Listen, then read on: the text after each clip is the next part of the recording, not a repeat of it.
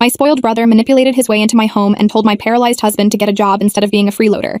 So I showed him what happens when you bite the hand that feeds you. My brother is the only son in our family, so he was treated better than my older sister and me growing up. When our father passed away, my mother made me and my sister pay for his college tuition, because my father paid for our tuition until we graduated. Well, he graduated, but a degree is all he has going for him. He started a business right after college, but it failed after he spent almost all the money our father left to us. He's currently job hunting, and accidentally got his girlfriend pregnant. My mother wasn't thrilled about the pregnancy, but he remains her precious golden child to this day. And that's why she asked me to let my brother and his girlfriend stay in our house until he finds a job. Since I live in a big city, she assumed it'd be easier for him to get hired here. I wasn't crazy about the idea and even talked about it to my husband, who said they could stay in our upstairs guest room until they get back on their feet. When they moved in, they did the bare minimum around the house. They let their dirty dishes pile up in the sink, they raided our pantry and fridge without ever restocking anything, and they let their trash fill up the brim to the point where the floor started to stink. I didn't expect them to clean the whole house, but they could at least keep their space tidy, especially since they were living here rent-free. Obviously, I talked to them, telling my brother he won't get a job if he can't even take out the trash, and telling his girlfriend that she may be pregnant but she can still wash the dishes.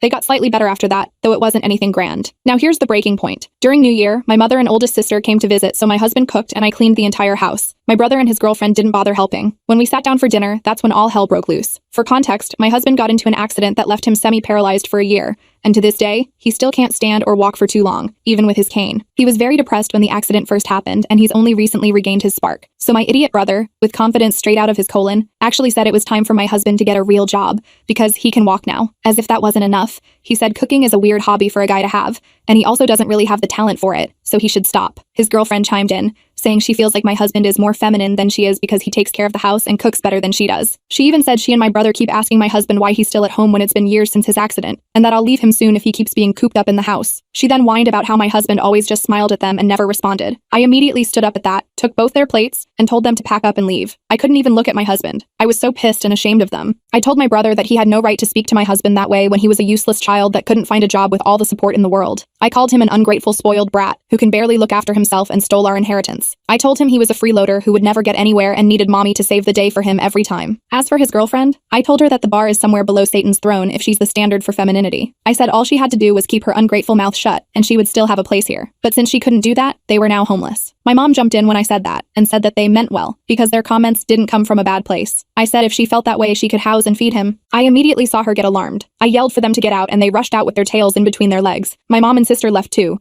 with my mom claiming I just ruined a good day. But I didn't let her words get to me this time because I was so satisfied. It felt like years of pent-up frustration had just left my body.